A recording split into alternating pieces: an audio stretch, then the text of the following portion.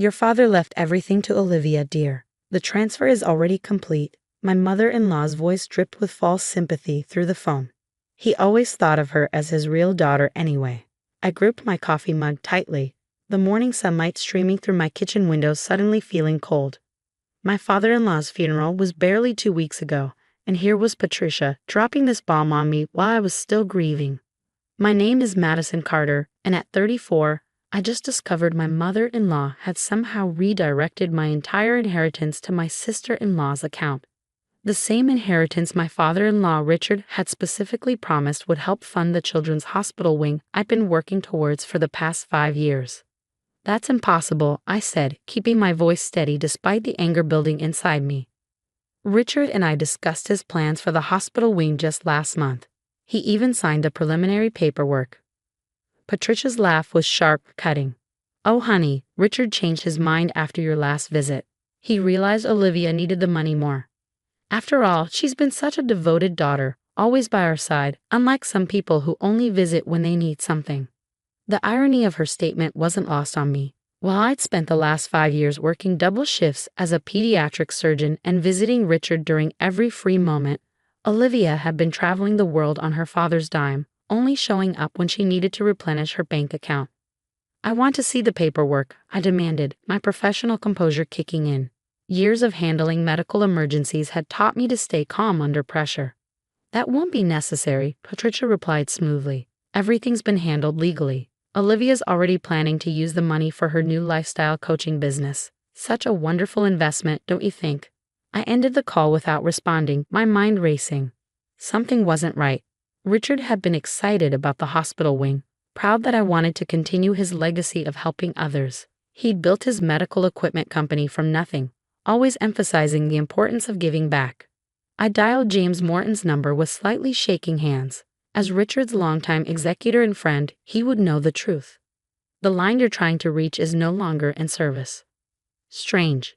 James had been at the funeral, looking troubled as he spoke with Patricia. I'd meant to talk to him then, but Olivia had created a scene about the funeral arrangements, demanding changes that had consumed everyone's attention. My phone buzzed with a text from Olivia. Sorry sis, guess Daddy finally saw through your little act. Don't worry, I'll make much better use of the money than some boring hospital wing. I stared at the message, memories flooding back. Richard's proud smile when I graduated medical school. His weekly visits to my pediatric ward, bringing toys for the children. The long conversations we'd had about expanding healthcare access for underprivileged kids. None of it matched with Patricia's claim. I opened my laptop and logged into my email, searching for my last correspondence with James. 3 weeks ago, he'd sent me the draft documents for the hospital wing trust, copying Richard. The email was gone. A knock at my door startled me. Opening it, I found a young courier holding an envelope. Dr. Carter, this was to be delivered to you 2 weeks after Mr. Harrison's funeral. Time-sensitive material. The envelope bore James Morton's law firm logo. Inside was a single USB drive and a handwritten note. Madison, if you're reading this, my suspicions were correct. Patricia has been making concerning moves regarding Richard's estate. I've documented everything, including conversations that might interest you. The attached drive contains files you'll need. Be careful who you trust. James. My hands trembled as I plugged in the USB drive. Folders appeared, meticulously labeled with dates stretching back 6 months. The first audio file made my blood run cold. Patricia's voice emerged from my speakers. James, you need to adjust those documents. Richard's not thinking clearly with all these medications. Olivia deserves that inheritance, not some sanctimonious doctor who married into our family. Make it happen, or I'll have to remind you about that incident from 2019. I sat back, my mind racing. This wasn't just about the inheritance anymore. This was about justice, about honoring Richard's wishes, about exposing the truth. My phone buzzed again. Another text from Olivia. Betrayal, found your precious hospital wing proposals in Daddy's study. Such a shame they accidentally ended up in the shredder. I took a deep breath, remembering what Richard always said about patients in difficult situations. Patricia and Olivia thought they had won, that I would accept their manipulation like I had so many times before for the sake of family peace. Not this time. I began copying the files from James's drive, my determination growing with each damning piece of evidence. They had no idea what was coming. After all, I wasn't just Richard's daughter-in-law. I was the woman who'd earned his respect, who shared his vision for helping others, who'd promised to continue his legacy. And I intended to keep that promise, whether Patricia and Olivia liked it or not. The truth was in these files. Now I just had to use it. I spent the next 3 days methodically going through James's files, each document and recording revealing more of Patricia and Olivia's scheme. There were emails between them discussing how to manipulate Richard's medications to keep him confused during his final weeks.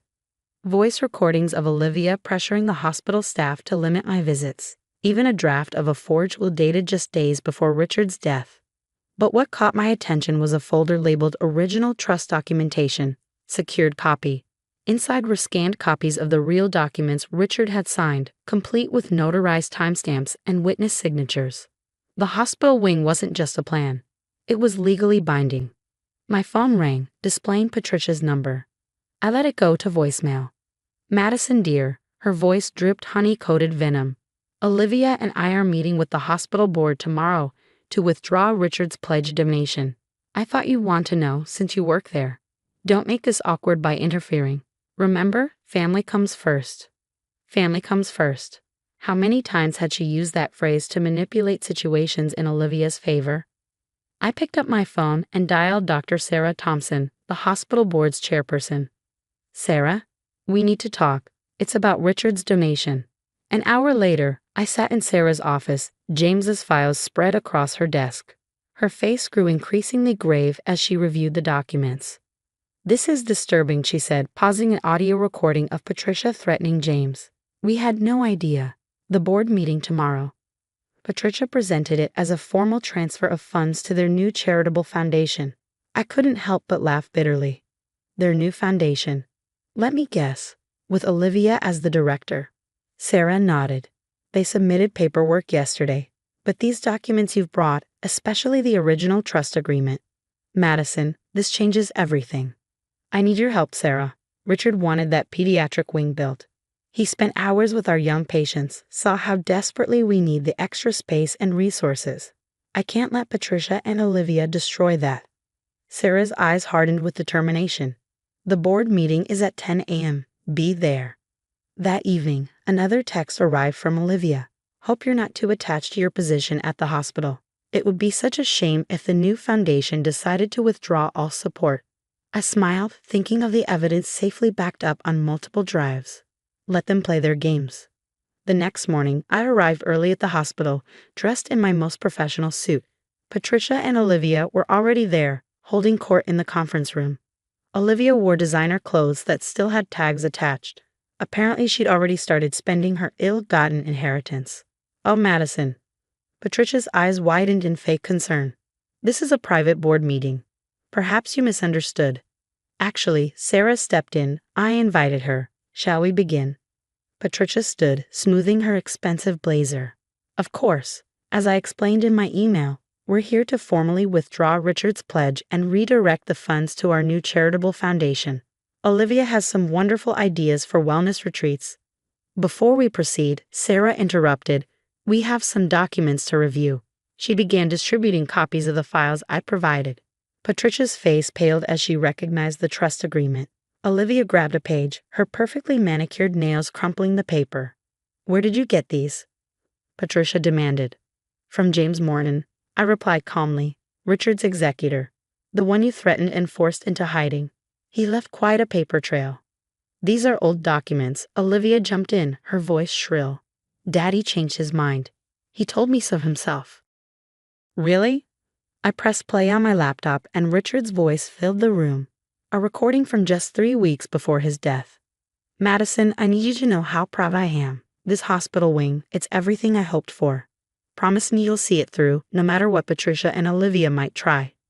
James has everything documented. Patricia's composure cracked. You recorded him? How dare you? Actually, I replied, James did.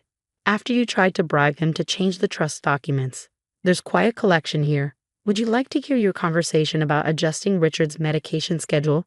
Or perhaps the one where you discussed backdating the new will? The board members murmured in shock. Sarah cleared her throat. In light of this evidence, The board will not be authorizing any changes to the original trust agreement. Furthermore, we'll be launching a formal investigation into these allegations of fraud and elder abuse. Olivia stood up so fast her chair toppled over. You can't do this. That money is mine. Daddy promised. Sit down. Patricia hissed, but it was too late. Her carefully constructed scheme was unraveling. The funds, Sarah continued firmly, will remain allocated to the pediatric wing project as per Richard's legally documented wishes. Dr. Carter will continue to oversee the development as originally planned. I watched Patricia's face contort with fury. This isn't over, she spat. You have no idea who you're dealing with. Actually, I replied, standing to face her, I know exactly who I'm dealing with. I have copies of everything. Every threat, every manipulated document, every attempt to change Richard's wishes. Would you like to know what else James documented? Patricia's face went from red to white. Without another word, she grabbed her designer handbag and stormed out, Olivia trailing behind her like a petulant child. As the board meeting concluded, Sarah touched my arm. Richard would be proud of you, Madison. The pediatric wing, it's going to change so many lives. I nodded, thinking of Richard's last weeks, how despite Patricia's interference, he'd still managed to leave me the tools to fight back. To protect his real legacy. My phone buzzed one last time, another text from Olivia. You'll regret this. Nobody crosses our family. I smiled, thinking of the additional files I hadn't yet revealed. The ones that would ensure Patricia and Olivia could never interfere again. Family comes first, I whispered to myself. And Richard was my family too. 3 months after the board meeting showdown, I stood in the construction site of the new pediatric wing, watching workers install the foundation. The morning sun caught the sign at the entrance, Richard Harrison Memorial Pediatric Center, where every child matters. Patricia and Olivia hadn't gone quietly, of course. They tried everything from legal threats to social media smear campaigns. But James's meticulous documentation had proven invaluable. When their lawyer saw the evidence, he withdrew from the case immediately. My phone buzzed with a text from Sarah. You need to see this. Attached was a link to a local news article. Prominent socialite and daughter under investigation for financial fraud. I smiled, remembering the anonymous tip I'd sent to the financial crimes unit about Patricia and Olivia's other schemes. The ones James had uncovered involving Richard's company funds. Apparently, the hospital trust wasn't the only money they tried to manipulate. Dr. Carter, a small voice called out. I turned to find Tommy, one of my long-term patients, approaching in his wheelchair. His mother pushed him gently, smiling. Look what I found in my dad's old pictures. Tommy held up a photograph. It showed Richard kneeling beside a much younger Tommy, both of them grinning as they played with a toy stethoscope. He visited me every week when I was first admitted, Tommy explained. Said someday there'd be a special place here for kids like me. He never forgot his promise. I blinked back tears, remembering Richard's words. Sometimes the greatest legacy isn't what we leave behind, but who we trust to carry it forward.